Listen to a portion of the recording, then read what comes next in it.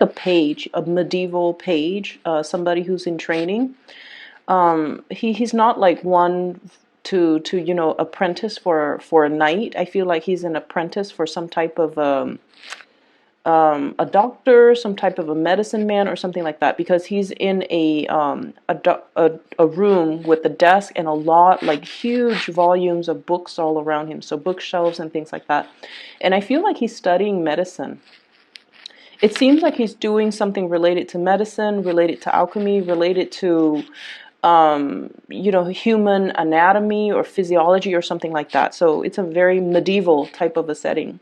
So I see this guy, he looks like he's 14 or 15, he's in training, and there are a bunch of books, thick volumes of books just in front of him. And he's holding one of those quill writing pens. And he's thumbing through the books. He's trying to find an answer. He's trying to like figure out something, solve a problem or something that is really, really theoretical, something that's complicated, something that's really occupying a lot of his time.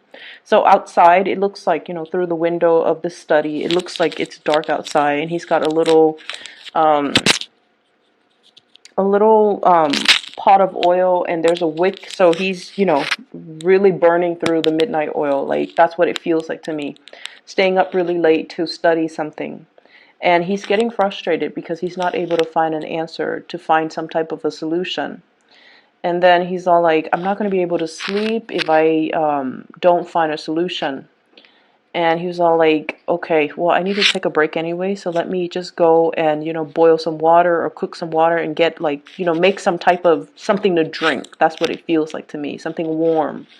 And as soon as he gets up from his desk, he goes and, pours water into a boiling pot.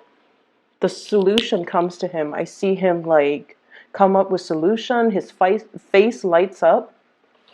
And then he scrambles back to his desk, and he desperately, tries to write out his thought processes, because it seems like he has stumbled upon something that will allow him to solve a major, major problem that's been kind of tugging at his mind, that he's been trying to solve for a really long time. So he's really, really happy, and that's where the scene cuts off. And then I'm also seeing another scene where there are two pages as well. So they're like probably 15, 16 years old, teenage boys. They're in this grassy field, and they're practicing their swords, okay? They're practicing with their swords. They're practicing fighting with their swords, and they have these wooden swords. And they're just having fun going at it. And then, like, things are just really, really fun. And then this really pretty young girl walks out, and she was all like, I made you guys some drinks or some food, some sandwiches or something. And then as soon as they see her, I feel like the environment or the atmosphere changes. And then rather than just playing, I feel like they're getting a little bit more competitive, because they're trying to like one up one another in order to impress her. So then the what starts out as just playful fighting, now it becomes a little bit more serious. But at the same time, they're not vicious with each other. I just feel like they're upping the ante, and mainly because there's somebody watching, or somebody that they're trying to impress is watching their performance. Okay, so then those are the two scenes that I saw for you. So first of all, with this first scene, it seems to me as if there's a very, very simple solution that is kind of like right in front of you. And a lot of the times too, when we go around obsessively looking for something, we can never find it. Like if you're running late one day and you're trying to, put on your shoes, put on your coat, get your backpack together, get all your paperwork, and then all of a sudden you couldn't find your house keys. And then you waste like another 15, 16 minutes, like turning up your entire house trying to find your car keys. And when we're in that state where we are desperately looking for something, or we're desperate for something, the energy around us can feel very, very fragile. It can seem very destabilizing. And in that type of an environment, it's hard for us to think strategically. It's hard for us to think straight. And it's hard for us to calm ourselves and collect our thoughts and to really, sit down and just be like, okay, when was the last time I saw my keys? Was it last night? Where did I go last night? Did I put it in my coat pocket? Did I put it in the side of my bag? Did I put it on the counter? So it's almost like you kind of need to take a moment to really retrace your steps and to really arrive at, okay, what have I done already? What didn't work? Why exactly didn't it work? And bouncing off of what has already worked in the past, what other avenues can I try? So I definitely feel like, you're desperately looking for a solution, looking for answers, looking for some type of a resolution to a situation. And it seems as if there are many, many ways in which you could resolve the situation. But I almost feel like the easiest answer is probably right in front of you. So you need to take a moment and, try to really lay out all the options and all the possible choices so that you can arrive at probably the fastest and the quickest solution. Okay. So I'm sensing that many of you have been dealing with some type of a stressor in your life. And I feel for some of you, it might be like work, career, status, prestige, money, finance. Okay, so all clumped up in that arena. And the reason that I say that is because we have these two cards that are coming through. We have the Wheel of Fortune, and the Wheel of Fortune is a major arcana card, so it usually denotes major life choices, big, big, big pictures, big turns of events. So this is not just about, what am I going to buy for groceries later on today? What am I going to cook tomorrow? Where am I going to eat with my friends when we go out for dinner, next week?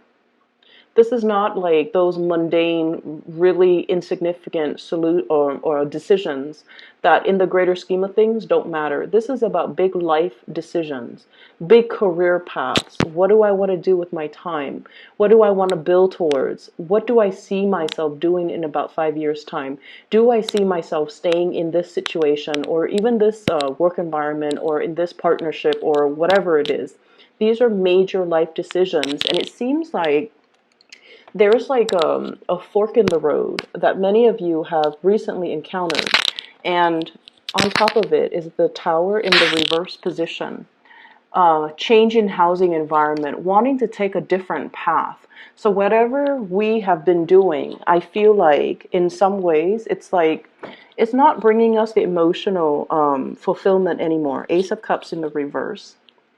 There's a different path that is kind of laid out ahead of us. The star points us to the way. And if we look back at, when before the GPS was invented, before we had access to smartphones, people rely on the stars to navigate. For example, if you're in a ship and all you have access to are the skies, then you're going to rely on the stars in order to point you in the right direction. And then even, further, biblical times, people rely on the stars to make predictions, rely on the stars to kind of point them towards the right direction. So what I'm feeling here is there is a new door that is opening up for you. And you already know that change is very, very imminent because where you are staying right now, I just feel like it's lackluster, okay?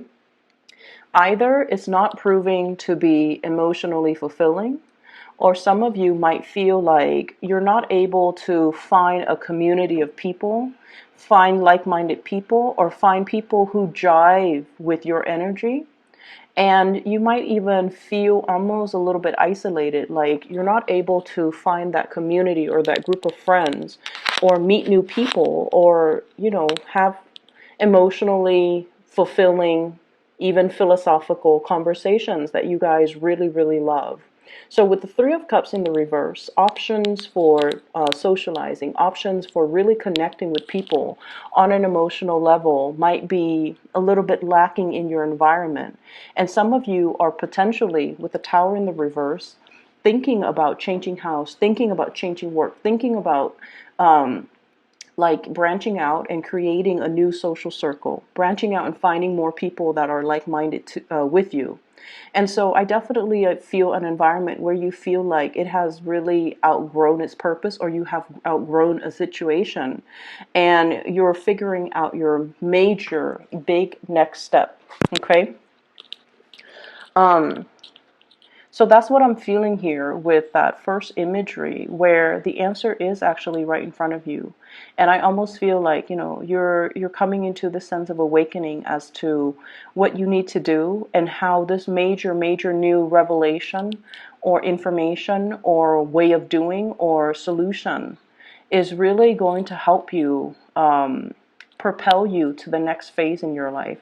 Some of you might be in some type of environment where you have to produce. Okay, there's either a lot of like sending and forwarding. I'm seeing with the large volumes of books, a lot of research.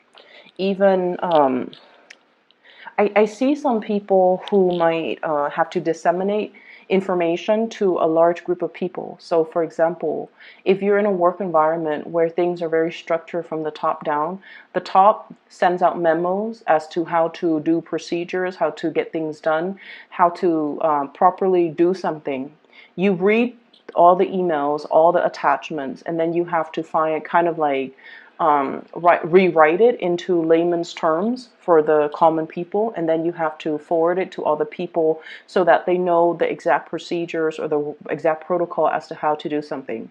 So not only are you, problem solving for yourself, you also have to explain it in a way where it reaches a large audience and it's digestible. So you're breaking down really complex things, concepts, ideas, abstract things and concepts and ideas, and you're trying to make sense of it, not only for yourself, but how to teach it or how to give that information out to other people.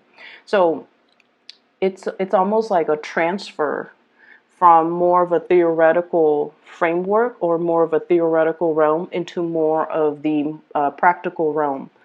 What does this information mean?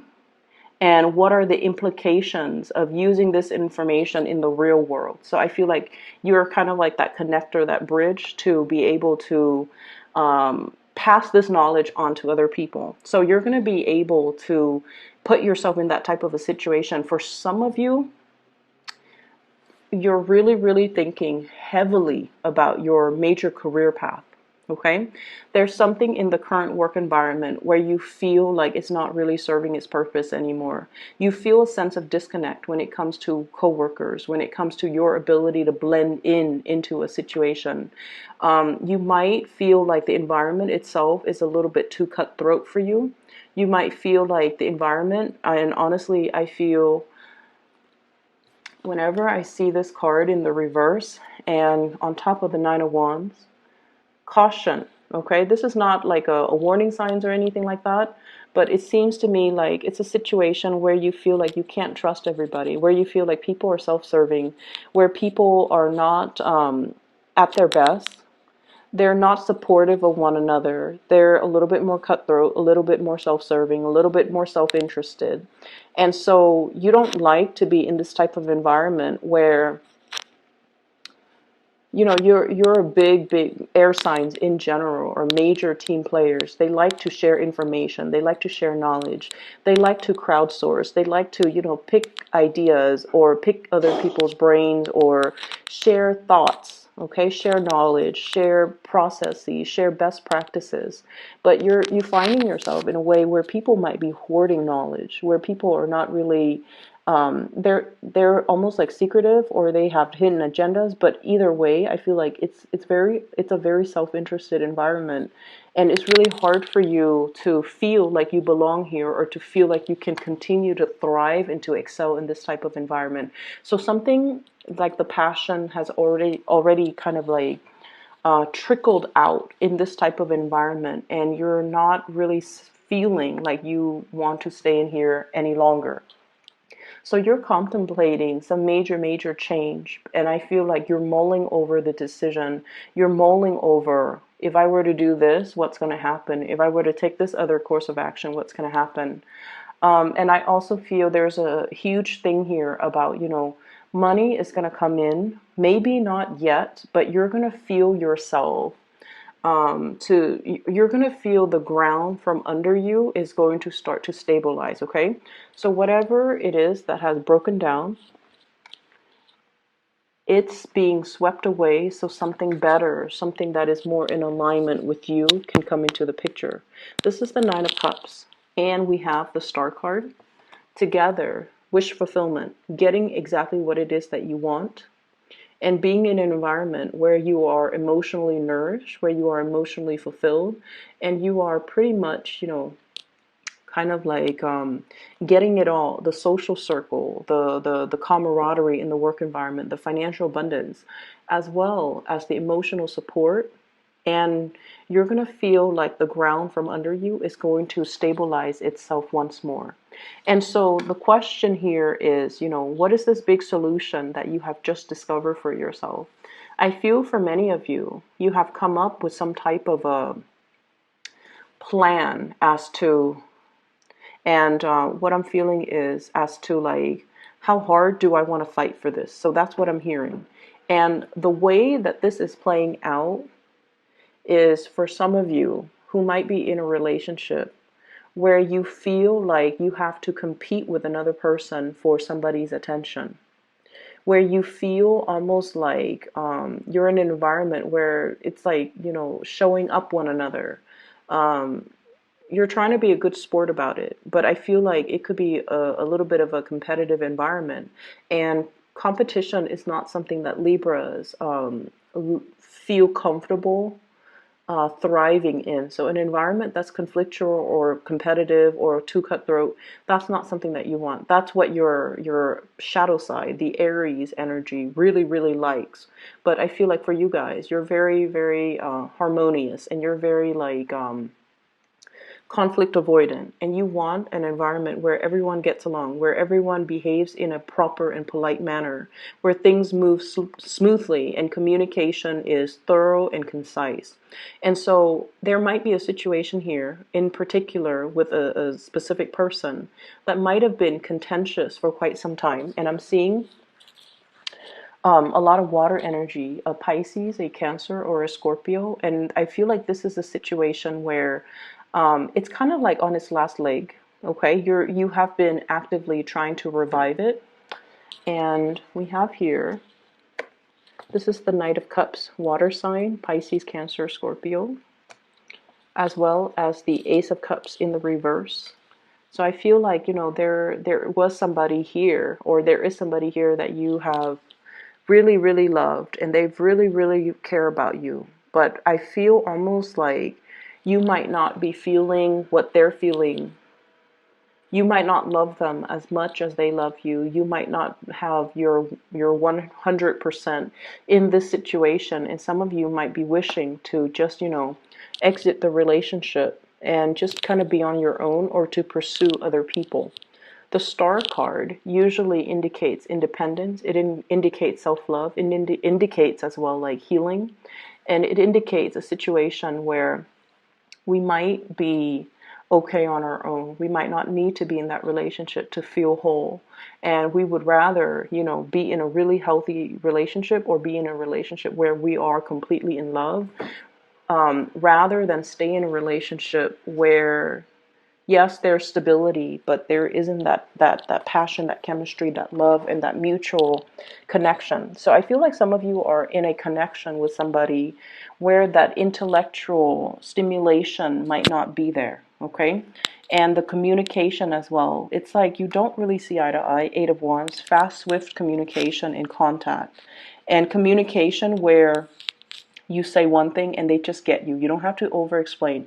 In the reverse, it can create communication issues where two people have to constantly over explain, or two people, just communicate on different wavelengths. And so it's not really conducive to a very harmonious type of a relationship. You might even have different hobbies, different interests, different activities that you do. And one person wants to do this, another person wants to do that. And you're starting to see these glaring oppositions, as well as these glaring life choices where I feel it's almost like the differences are starting to drive a wedge in the relationship rather than bring you guys together. And then I'm also feeling for many of you shaking off some type of a restriction. Eight of Swords, okay, the mental prison that we put ourselves in, the unknown, not making a decision because there are too many choices, too many possibilities, and we don't want to make a mistake. And this is a card where somebody is often very, very hard on themselves, and they don't want to fail. There might, I'm hearing as well, limited resources to do all the things that we want to do, so we can only pick one of those options, okay? And we don't know which one is the best one for us yet, because we're stuck in this headspace where we are constantly doubting ourselves. And what I'm feeling is, if this is a work situation, I feel like you have other options that are available for you that will be more emotionally nourishing. So make sure your emotional needs are met first, and then the financial situation will kind of flow in. If this is a love type of a situation, I definitely feel there's another person in the picture. And I feel like this, you have another, so I'm seeing like two energies. One person might be from the past. One person might be somebody that you're with right now. So in a way, both people might still be from your past. Like you've known them before, but one person you're involved with, and you're not really sure whether or not to continue. And then to continue with, you might not trust this person as well. And then I see another person that you haven't been romantically involved with. And I feel like you're looking back at this person from your past, and you're possibly thinking, should I give this a try? Should I give it a go? There might have been some recent stoppage in the communication with this person. So I'm seeing possibly a fire sign: Sagittarius, Aries, Leo, water sign, Pisces, Cancer, Scorpio, Aquarius here as well. And I'm sensing many of you are looking for a new start, looking for a new path forward. And I feel like you're waiting for the other person to see if they're 100% on board with you so that you can move forward with them. And what the spread is really telling me is that they're preoccupied with a lot of things in their own lives, and they're not going to be the one to give you that clear sense of direction. I feel like somebody has been kind of impatient with you because you might have taken a really long time to make a decision. And I feel like they feel like they have already left the ball in your court, and it's time for you to make the move and to move forward with this decision. So this is what I feel is your energy as the air energy. You have to be the one to kind of break yourself free of the self-doubt, and you have to be the one to make the decision, and you have to be the one to move forward, because the other person's just like, I'm done, you're taking too long, or the ball's in your court, now you need to move. Now you need to, bring your A game. Now you need to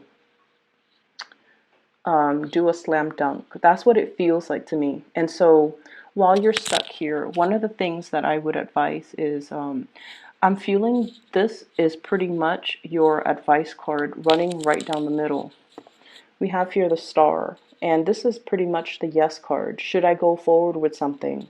Spiritually, the answer for you is yes. Should I move forward with a person? The answer is yes. Should I move away from a person? The answer is yes. Because it's not really serving your emotional stability, or it's not really adding to your emotional happiness in the long run, and you have other things that are going to be able to do that for you, okay? So the second message, or the second image that came into the picture with the two kids fighting, and the girl comes into the picture, and then the boys become a little bit more harsh or more aggressive when it comes to showing off their swordmanship. What it means to me is things can be very, very nice and all fun and games, right? But whenever we have something at stake, or whenever there's something on the table, which is, there's something there, there's a prize, or there's ramifications, or there are consequences, that's when we get ourselves into this situation. And that's when we find ourselves overthinking, overanalyzing, wanting something pretty badly, and afraid that we might not have the skills, wanting something really badly, Nine of Cups, and we might feel like we're afraid that we don't have the skills, we don't have the proper preparation, that we're not good enough, that we're not really sure if we should go for it. And the thing is, if you don't go for it, you will never know. Okay, so you kind of have to take the initiative. You kind of have to take a few risks here to get you closer to the things that you want. Okay. So I will leave it at that. I hope the reading is helpful. For those who are still emailing me regarding private readings, I am no longer doing private readings, but I do have a psychic that I've used her services for quite some time, and I highly recommend her. If you're looking to get a reading for yourself, for spiritual guidance, or for someone you know, I highly recommend that you book a reading with her. Her name is Bridget, and she is phenomenal. I left a link to her scheduling website in the description box below. So if you like to do that, just click on the link. I will talk to you guys soon.